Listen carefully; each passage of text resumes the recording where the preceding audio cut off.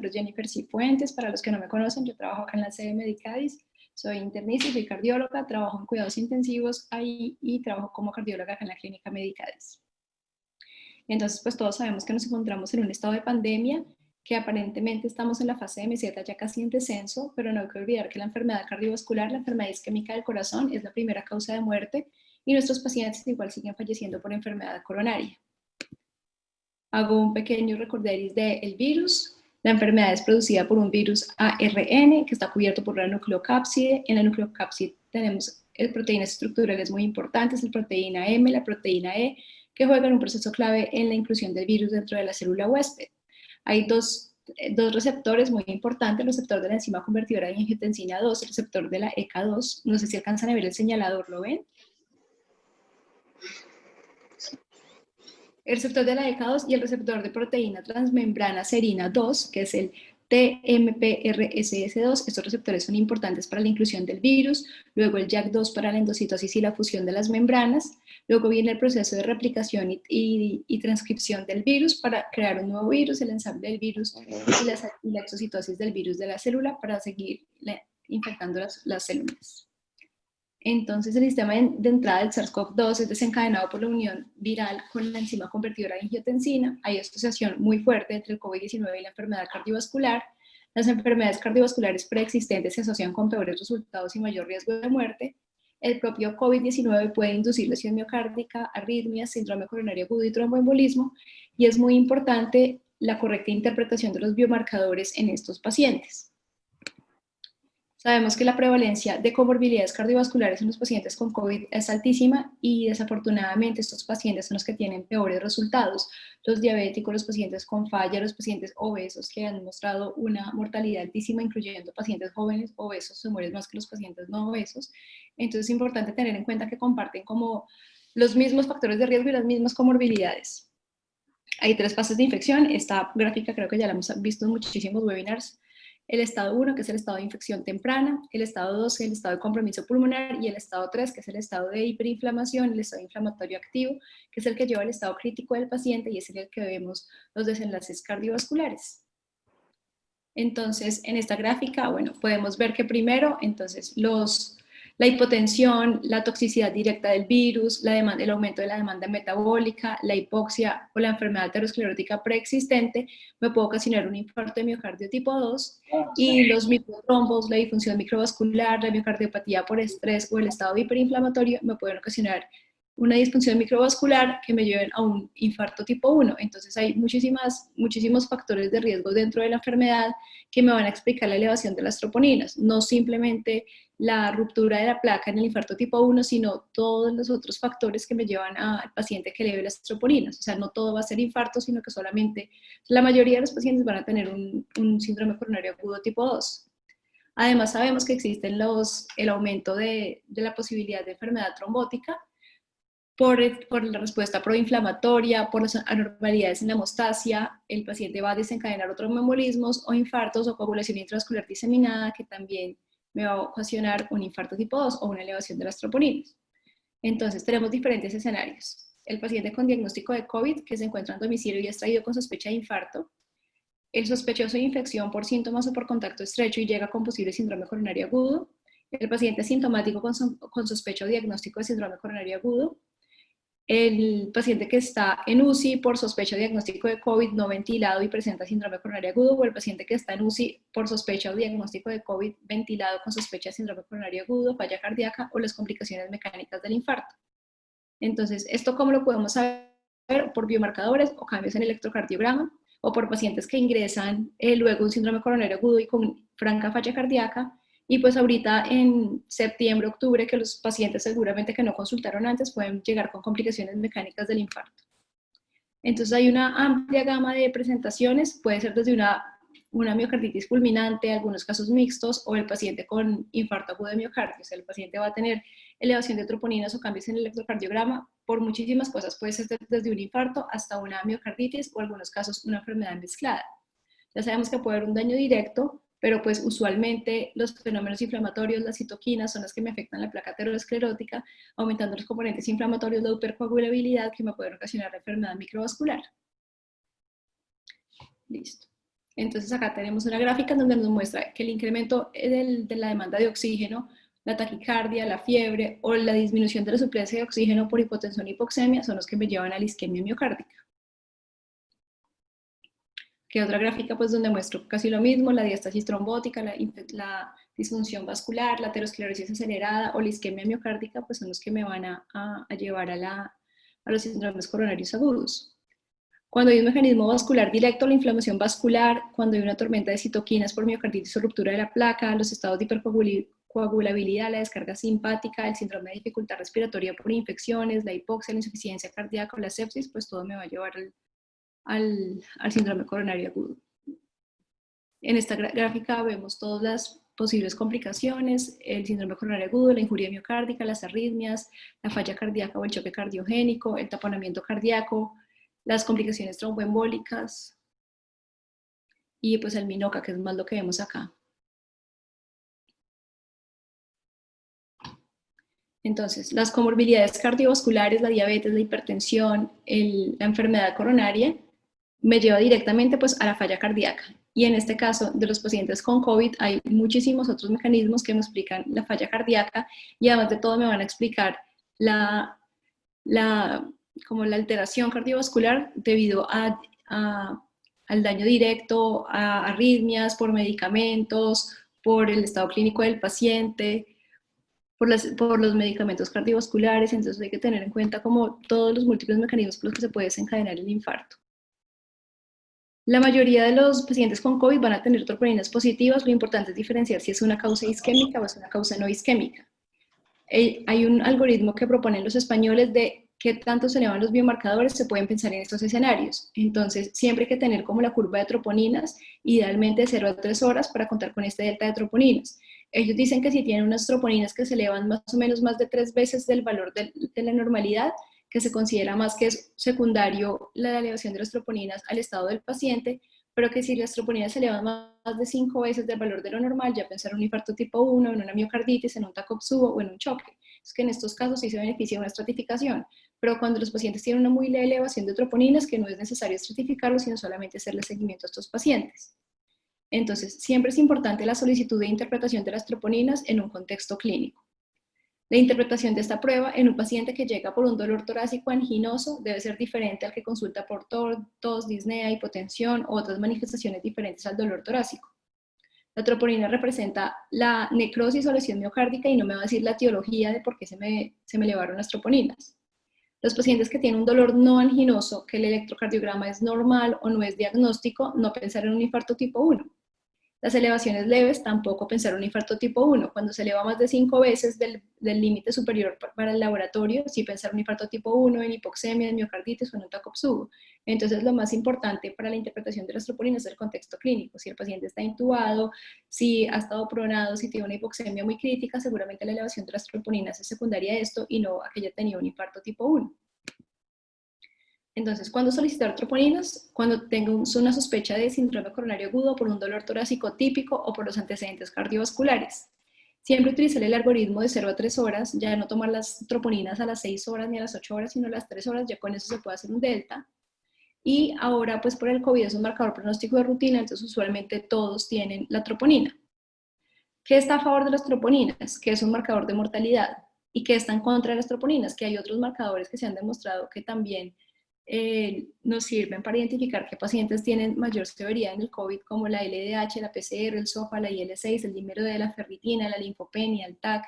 Entonces, si nosotros solicitamos muchas troponinas, pues va a motivar intervenciones innecesarias. Y si tenemos otros biomarcadores, pues podemos utilizar los otros marcadores en vez de utilizar una troponina que por fuera de un contexto de angina nos va a complicar más el paciente o no sé, nos va a embolatar más los diagnósticos. Vamos a poner otro diagnóstico más, a ponerle al paciente que tiene otra comorbilidad más y solamente puede ser una troponina secundaria a todo el proceso inflamatorio que tiene el paciente. Entonces, si ya tenemos todos los biomarcadores elevados y la troponina nos sale también elevada, pues seguramente no es un síndrome coronario agudo, sino es una elevación de las troponinas secundaria a la injuria miocárdica. Esta es una guía en la que me baso como las recomendaciones del manejo. La guía es la guía europea para el manejo del síndrome coronario agudo durante la pandemia del COVID. Entonces, cuando tenemos una elevación del ST, que sería como el contexto más fácil, primero preguntarnos si eso de verdad es una elevación del ST o si hay otras causas de elevación del ST. Seguramente si es un paciente joven que no tiene factores de riesgo y tiene una elevación del ST, pues mirar si es una miocarditis o una pericarditis. Mirar bien si hay una elevación difusa del ST, si hay cambios recíprocos, si tiene segmento PR deprimido, si el ST está más elevado en T2 que en T3, el ABL no tiene ningún cambio. Cuando tiene miocarditis rara vez supera los 5 milímetros, el PR está elevado en ABR y B1, como apoyarnos en otras cosas para saber si el paciente se beneficia o no se beneficia de una estrategia de repercusión primaria, porque entonces habrá todo síndrome coronario agudo con elevación del ST, pues no hay necesidad de estratificarlo. Primero nos miramos si hay otras causas de elevación del ST. Si ya sabemos que es un paciente que sí tiene elevación del ST, entonces vamos pues si tenemos en un centro que cuente con hemodinamia, el paciente independientemente de si tiene COVID o no tiene COVID, el paciente va a hacer lo vamos a llevar a una PCI primaria. Acá a todos los pacientes, luego del evento, les hacían un test para saber si un test de COVID para saber si los trasladaban a una sala de COVID o a una sala de no COVID. Pues acá, idealmente, pues a todos los pacientes también deberíamos hacerla para saber cómo en dónde los ubicamos, pero pues como es tan difícil, seguramente ese paciente si no ha tenido fiebre, si no tiene síntomas respiratorios, pues se cataloga como un paciente no COVID y va a la sala de hospitalización general, pues o a la UCI general, no va a una UCI COVID. Entonces acá ellos ponen los pacientes con COVID que están estables o inestables, entonces si está estable, pues ir a la sala de hospitalización de COVID, si están inestables, pues ir a la UCI. Si tiene una emergencia cardiovascular, pues si tiene un infarto con elevación del ST o un infarto sin elevación del ST de muy alto riesgo, llevar a cateterismo y luego de que salga el resultado del COVID, pues si es positivo a la UCI de COVID, si es negativo a la unidad de cuidados coronarios normal. Si tiene otro tipo de infarto, pues ir a la unidad coronaria, si es de alto riesgo, llevar a cateterismo y según los resultados de la prueba del COVID, pues ya lo ubican en sala COVID o sala no COVID. Y si tiene otras emergencias no COVID, si están estables o inestables, pues ya van a la UCI o a la sala de hospitalización general. Pero pues acá lo difícil es allá todos les hacían las pruebas del COVID y las tenían de un día para otro, acá no les hacemos a todos y tampoco las tenemos de un día para otro. Entonces pues ya sabemos que todos tenemos que tratar a los pacientes como si todos fueran COVID, con todas las medidas de protección, usando el tapabocas nosotros y los pacientes, lavándonos las manos, porque no tenemos la posibilidad de hacer todos los pacientes COVID para saber en qué sala los ubicamos.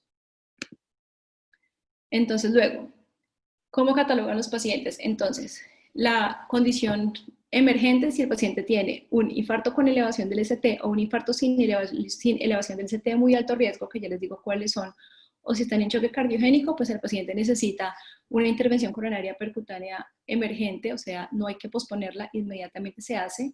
Cuando es urgente, que se puede hacer en los siguientes días, en pacientes sin elevación del ST con riesgo intermedio, angina inestable, si hay que hacer si tiene enfermedad del tronco, si tiene PCIs primarias de otros vasos, si tiene una falla cardíaca descompensada isquémica, si tiene una angina clase 4, si hay que hacer alguna cirugía de revascularización miocárdica en pacientes que no son susceptibles a PCI o si requiere un trasplante urgente, pues como que se puede esperar unos días. Que es de menor prioridad, que se puede hacer los siguientes 3 meses, pacientes con enfermedad coronaria avanzada que están en angina clase 3 o 4, pacientes que se les va a hacer PCI de la arteria no relacionada con el infarto, pues que estén estables, la enfermedad de la arteria ascendente anterior proximal o pacientes que van para dispositivos de asistencia ventricular y que es electivo las lesiones crónicas totales, las CTOs, o los pacientes que tienen una angina clase 2 o una angina clase 2, eso se puede posponer. Entonces es importante tener esto en cuenta. Lo único urgente, el cateterismo que hay que hacer ya es el paciente que tiene infarto con elevación del ST, que acá sí no hacemos PCI primaria, o el paciente sin elevación del ST de muy alto riesgo y el choque cardiogénico. El resto pues pueden esperar unos días. Usualmente esperamos que la prueba salga si es positiva o negativa para saber qué medidas extras tiene que tener el hemodinamista o a dónde se va el paciente después de que se haga el procedimiento, si se va a una UCI de COVID o a una UCI general. Entonces, estos procedimientos, el resto, los urgentes de menor prioridad o electivos, ya se pueden posponer a que sepamos el estado del viral del paciente, si es positivo o negativo, a que el paciente salga de la UCI, o si se puede hacer, pues una vez la PCR esté negativa, pues se puede hacer el procedimiento, porque no es tan urgente como los procedimientos emergentes.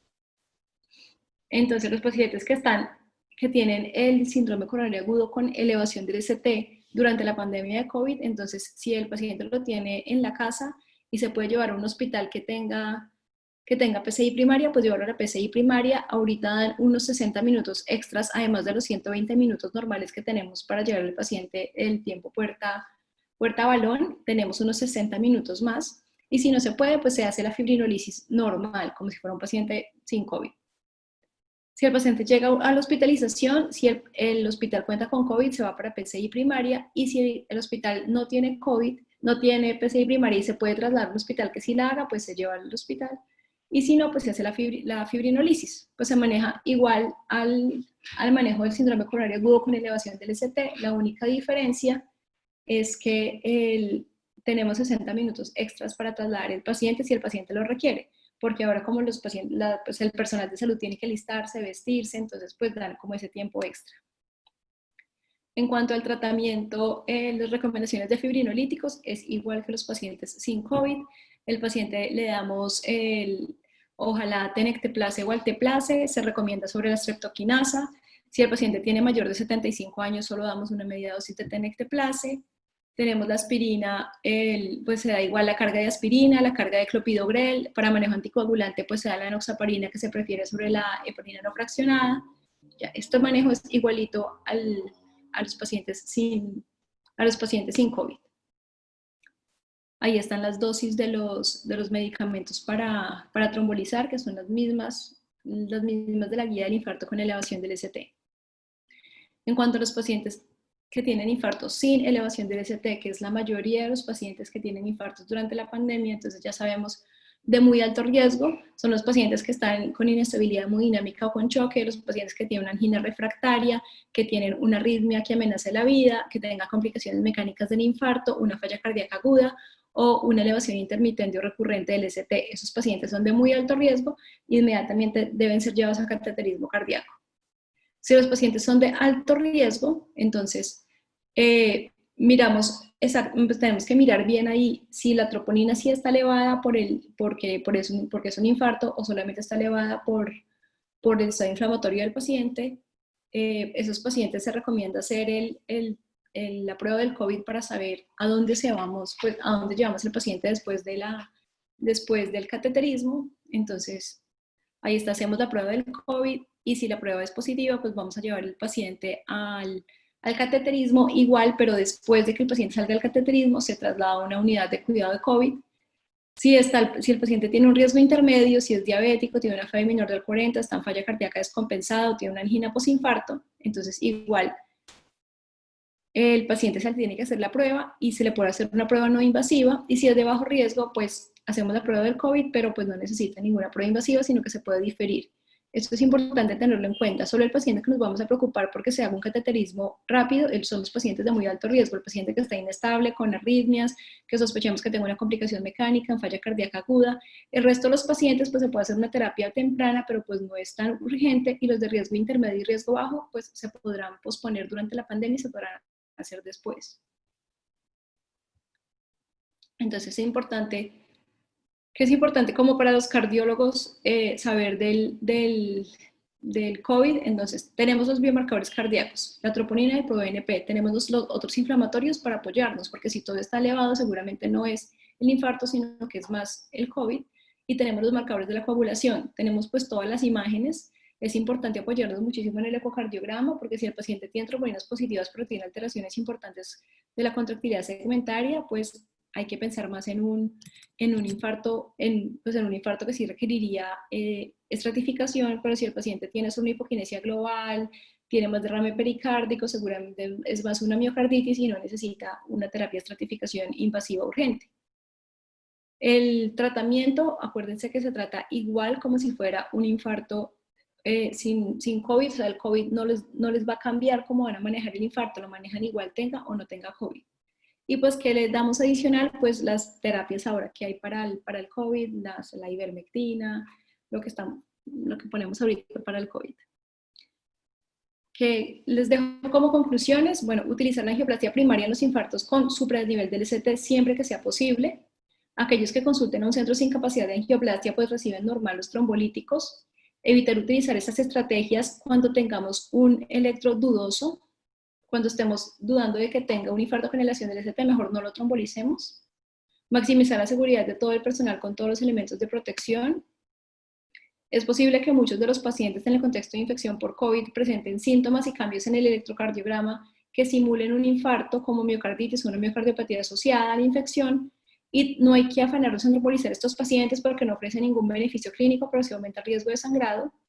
No todos los pacientes infectados por COVID que presenten infarto se van a favorecer de una estrategia de reperfusión. No sé, hay unos pacientes por el estado clínico, por el estado neurológico, por la edad, que independientemente que si tengan un infarto y estén infectados por COVID, se van a beneficiar de una estrategia de reperfusión. Hay que evaluar la futilidad de hacer esto, porque muchos pacientes que estén confirmados cursando con una falla respiratoria severa van a tener una mortalidad tan elevada, así se revascularicen o no, pues que es mejor solamente un tratamiento paliativo. Y listo, eso era lo que les quería contar. Voy a mirar acá si tienen alguna pregunta.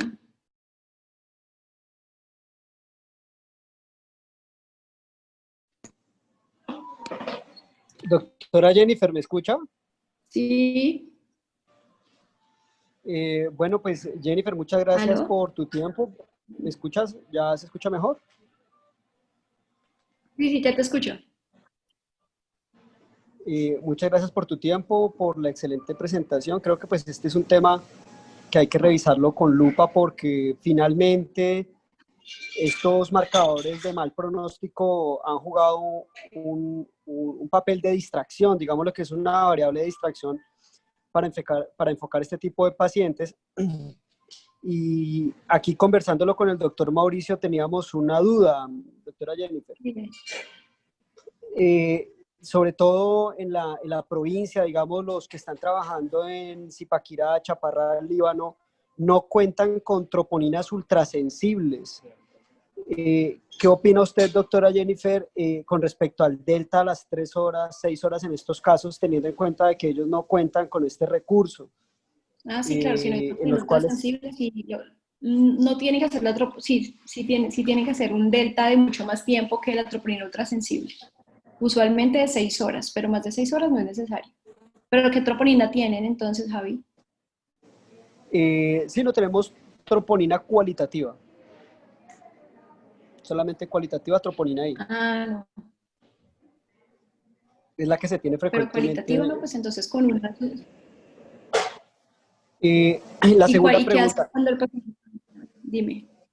la segunda pregunta es, digamos que las sociedades han recomendado ser un poco más agudos en el uso del ecocardiograma y tratar de exponer el menor tiempo posible al cardiólogo en estos cubículos.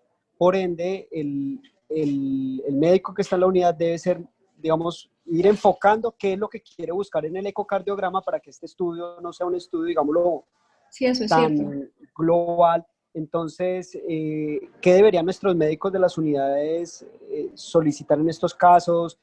Alteraciones de la contractilidad segmentaria.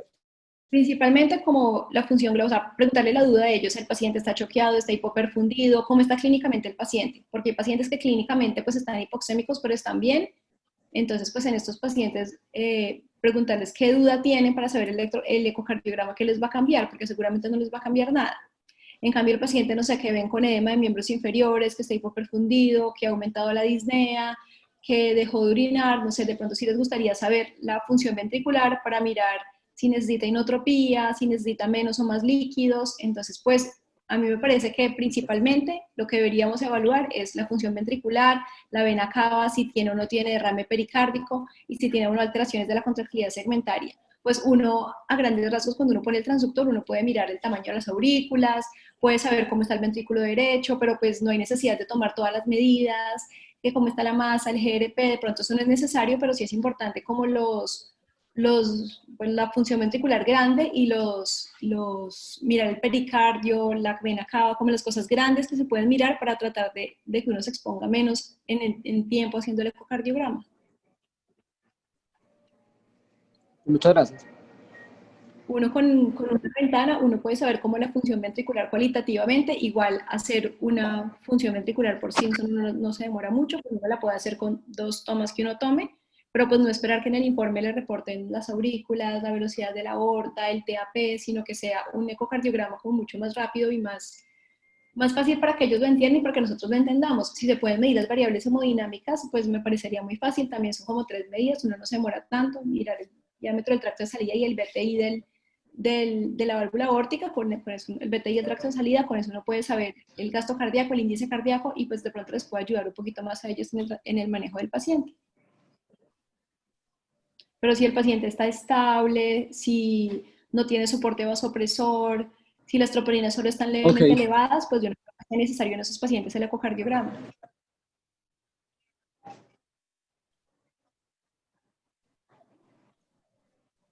¿Tienen alguna otra pregunta?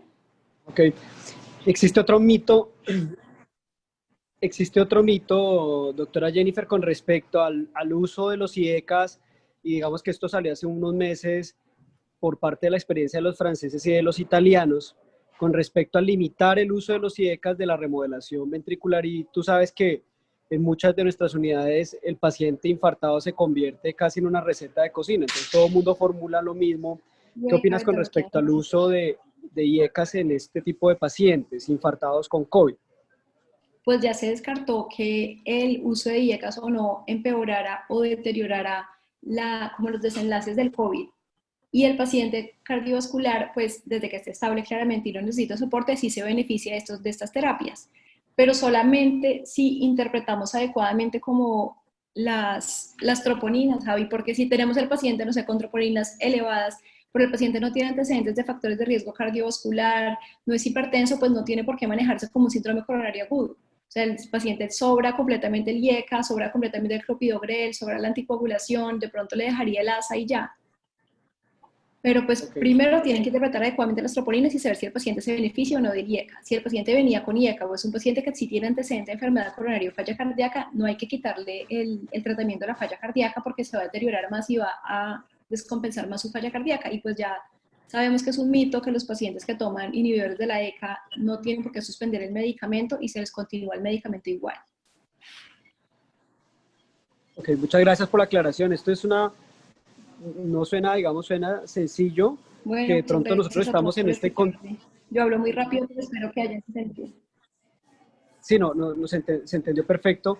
Y lo digo porque nosotros que estamos en el mundo de los pacientes cardiovasculares todos los días, lo tenemos muy claro, pero algunas veces vemos cuando estamos en las unidades de cuidado intensivo general que el concepto no está muy claro y todavía existe discrepancia. Muchas gracias por la aclaración. Doctora Jennifer, muchas gracias por la presentación. Te quería hacer un par de preguntitas. Javi, ¿y tú qué La piensas una pregunta, tú qué piensas de a todos los pacientes antes de la cirugía o cuando lleguen por síndrome coronario agudo, qué tan viable es hacerles la PCR para COVID? Sí, lo ideal en este momento, con el índice en el estado actual de la pandemia, es todo ¿Aló? paciente debería ir con un, aló, ¿me están escuchando? Aló, Jennifer, ¿me Sí, escuchan? sí se escucha, sí se escucha. Ah, ok, el, digamos, en este momento de pandemia, todo paciente que vaya a una cirugía mayor, no solamente cardiovascular, debe llevar un RT-PCR descartando la presencia de COVID, porque operar un paciente con COVID asintomático ya también se ha demostrado, sobre todo en los grupos americanos y en las últimas recomendaciones de la guía, aumenta la mortalidad. Tanto incluso hasta un 30% más de mortalidad para un procedimiento como una revascularización como procedimiento único. Entonces, nos toca modificar nuestros protocolos porque deben llevar un PCR antes de ser intervenidos. Esa es la respuesta. Creo que perdimos a la doctora Jennifer. Jefe Edna.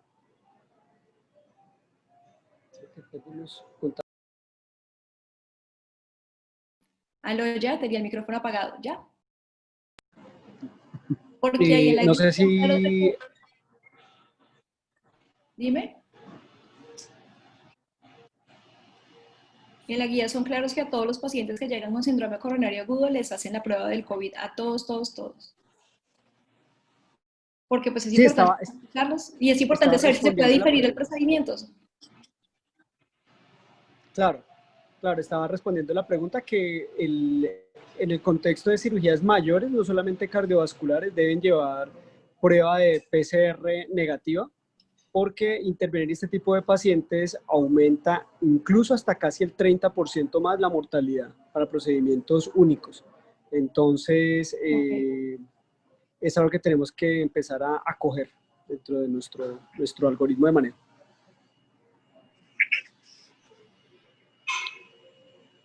Doctora Jennifer, muchas gracias por la excelente presentación. Quería hacerte un par de preguntas. La primera, pues en realidad es como hay todo tipo de, digamos, de personas en el auditorio virtual. Me gustaría de pronto que ejemplificaras un poquito dos escenarios clínicos de lesión e infarto para, pues, aunque si bien hiciste gran hincapié en la interpretación de las troponinas, de pronto para darles, hacer más hincapié y queden con un refuerzo mayor de ese concepto. Y la otra pregunta era, ¿qué opinabas acerca del cambio Okay. o de mayor incidencia de miocardiopatía por estrés en relación al COVID? ¿Qué pensabas de eso? Eran como el par de preguntas que quería hacerte. Muchas gracias. Gracias. La mayoría de los pacientes van a elevar las troponinas. Sabemos que la troponina es un marcador pronóstico en los pacientes con COVID. Entonces, si el paciente viene con angina o está hospitalizado por COVID y de repente es un dolor típico, hace cambios en el electrocardiograma, que es muy importante tener un electrocardiograma basal y un electrocardiograma, pues si el paciente presenta algún deterioro clínico, si el paciente no sé, hace un síncope, si el paciente presenta una hipotensión, si hace alguna arritmia, bueno, es importante tener un electrocardiograma basal y un electrocardiograma si el paciente cambia su estado clínico. Entonces, si tenemos un cambio en el electrocardiograma o si tenemos un ascenso en los niveles de troponina, pues podemos pensar que el paciente sí tuvo un infarto en el contexto clínico de que hizo cambios en el electro, tuvo dolor en el pecho o hizo síncope o hizo cualquier cosa. Entonces ahí sí pensamos en que el paciente sí puede tener un infarto. Y ese paciente, dependiendo el estado clínico, los factores de riesgo, pues vamos a definir nosotros si requiere urgente un cateterismo o se puede diferir un poco.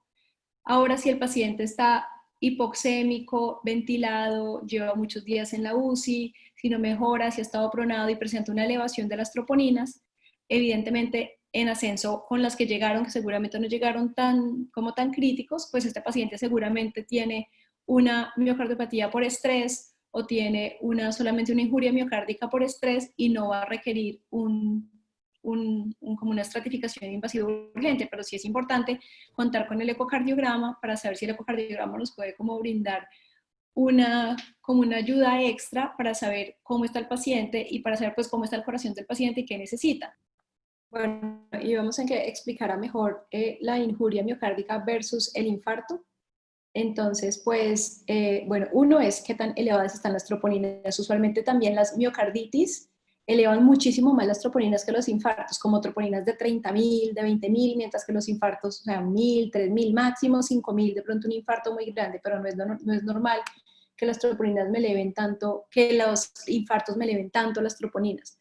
También es importante que contemos con el ProBNP, si yo creo que es más una falla cardíaca descompensada que el infarto, y los cambios en el electrocardiograma y los síntomas del paciente, si tiene o no tiene dolor, si el paciente está intubado, si tuvo un deterioro clínico muy importante, si se puso muy hipoperfundido, si está vasopléjico, si el paciente como que sienten que le hace falta bomba, pues podemos hacer un ecocardiograma y podemos mirar como en qué estado está el paciente, si es más una injuria o si de verdad el paciente está cursando con un infarto.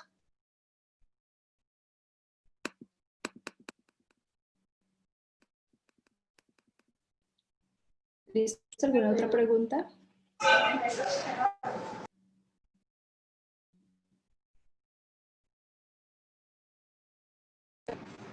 Bueno, creo que si no tenemos más preguntas, damos finalizada la reunión.